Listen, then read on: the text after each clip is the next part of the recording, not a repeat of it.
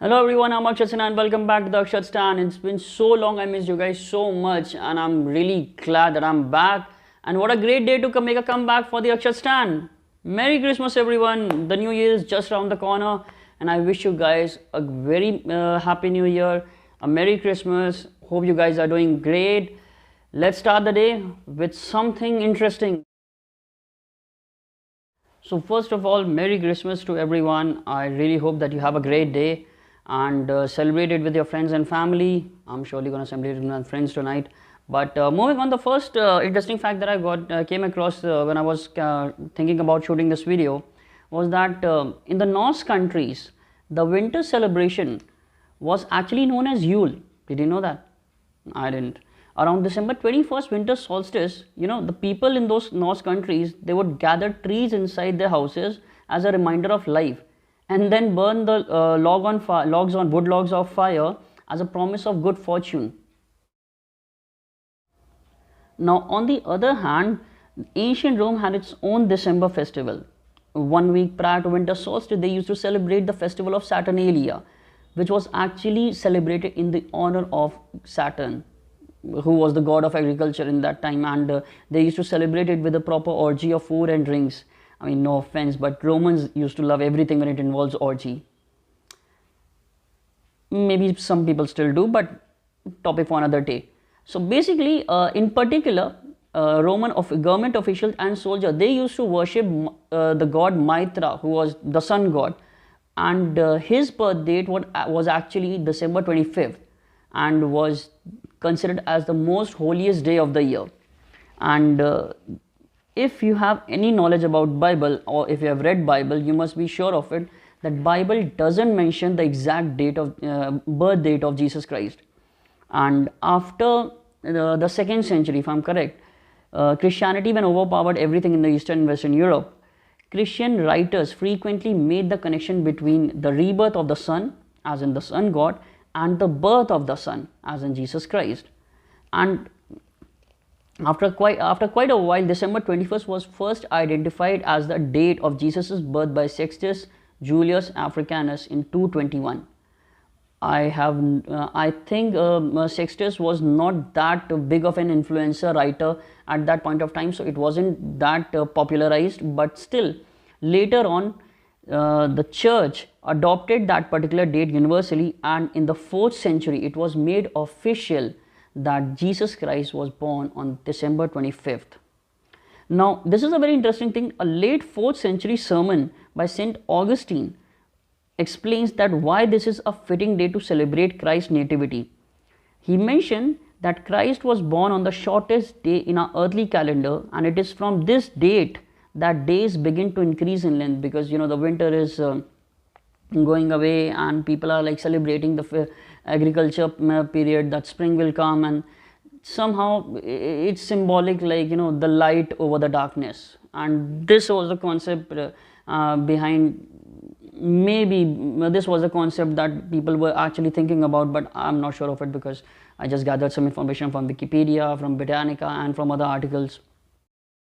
Now, you know what, there was a time around 1800 that Christmas sort of lost its importance, and people were not the people got to know the information that it was somehow related with the pagan festivities and pagan traditions, so they were not happy with it.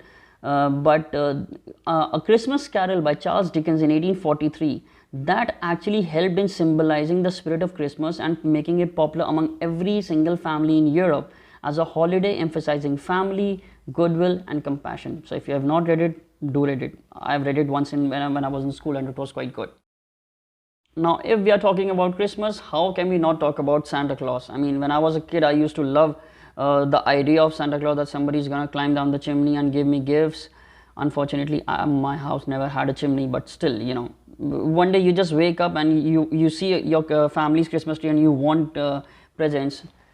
Surprisingly, you never get one, but still, you love the concept that there is a Santa Claus around the world, and he's celebrating Christmas, and he's distributing gifts. But what you don't know, that the story of Santa Claus also started around the 4th century, after a Nicholas, a beloved Turkish bishop, he died, and his death anniversary was actually later on celebrated as Saint Nicholas Day on December 6th. He used to dress, he used to, wear his fancy bishop robe, and he used to give gifts to poor kids. He was very kind and loving, and people used to love him as a, holy man. So his death anniversary was later on celebrated as Saint Nicholas Day. And what people have forgotten, that he used to wear robes. So the image that we get in our heads of Santa Claus, a big fat guy with a big paunch and big white beard, red dress, and that image was actually given by was created in United States, in New York. It wasn't created in London or any part of UK. It was actually created in New York, and the people behind it were Washington Irving and the German American cartoonist Thomas Nast. How interesting is that? Some people actually gave credit this to Coca-Cola, because they run their ad around 1800, 1900 something, but actually these two were responsible behind it. Now, did you know that Jingle Bells was the first song played in space? Yeah, that's right. On December 16, 1965, Jingle Bells was actually played in NASA's Gemini 6A space flight.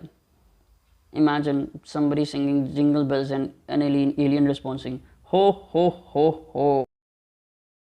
Usually when we think about the Christmas tree, immediately, our mind catches the image of Prince Albert, Queen Victoria's consort, for popularizing the concept of trees. But actually, do you know the first Christmas tree was set up at Queen's Lodge, Windsor, in December 1800 by Princess Charlotte? Many people don't know that. I hope this is interesting for you guys as well. Now, when you're celebrating Christmas, the song "We Wish You a Merry Christmas" is just like, music to your ears. You can't just, get it out of your head. Everybody's singing that song. Even if you go to a cafe or a party or something, you will definitely hear this song, "We Wish You a Merry Christmas." But do you know this song was actually used as a threat? Yeah, that's right. The song was often sung by the lower class servants as they demanded alcohol from their masters during this festive period, because they were poor and they couldn't buy alcohol from the markets, and they actually used this song to get their point across. And the song was somehow popular, what actually converted into today's lyrics with the ending of "Happy New, we wish you a Happy New Year." But the song was actually like, the lyrics were this: "We wish you a Merry Christmas and we won't go until we get some." Where have I heard that? Maybe John Cena. "If you want some, come get some." So these were some interesting facts about Christmas that I wanted to share with you guys. I really hope that you have a very great day. Have a Merry Christmas. Enjoy this day with your friends and family. Stay safe and stay connected. I promise I'm going to make this a habit of uploading a video every after 4 to 5 days. I'm really bad at it, but I'm really going to do some work on myself. Till then, please take care, stay healthy. I'm going to see you again. Bye bye.